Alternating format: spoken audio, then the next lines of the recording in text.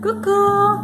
Tonga soa atao amin'ny fandaharana Jeanne Forêt Santé aty Canada indray ianao dia mametraka ny fisaorana ny rehetrarehetra izay mpanaraka tsy tapaka an'ity fandaharana ity. Ny resantsika an'io zany dia ny hoe ahoana ny ahafantarana fa tsy tianao intsony ny lehilahy iray.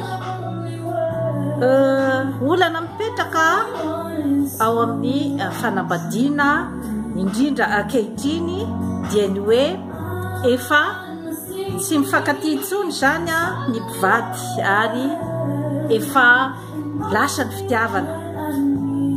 Kanefa ianao nefa mbola tia, eo zany no mipetraka ny olana. Betsaka ny atao hoe divorce ambany tafitrano, izany hoe efa tena hoe misaraka zany ny mpivady fa saingy aty ivelany fotsiny zany ny ohatrany hoe mpivady fa efa tena joina zany ny ao amin'ny tokantrano dia efa tsy misy ninona intsony, tsy misy intsony ny fitiavana. Voalohany indrindra aloha ny ahafantarana fa efa tsy tianao intsony ny lehilahy anankiray dia manomboka eo izy zany dia efa tsy miaino anao intsony, izany hoe tsy dia tia miresaka be loatra intsony aminao zany izy tsy mandany andro loatra intsony zany ny hoe hitafantsy hitafandry miaraka aminao efa tsy hitany intsony zany ny hoe niova akanjo ve ianao nividy akanjo vaovao niova ve ny fomba fanaingonao ny trano efa tsy hitany intsony zany izay zavatra zay.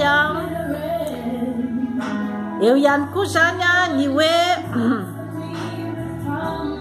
efa tafaraky nareo zany dia anekafa foana ny eritreriny, zany hoe efa tsy ao aminao intsony zany izy efa tsy ao tokantrano intsony zany ny sainy fa efa lasa tanteraka any ambadimbadika any. Marary dia marary tokoa ny fo raha ohatra ka hoe vehivavy ao tokantrano ianao zany no manomboka hitanao fa ohatr'izay zany ny vadinao. Raha ohatra ka efa heninao efa lazainy namanao ny manodidina rehetra fa efa misy olona miaraka aminy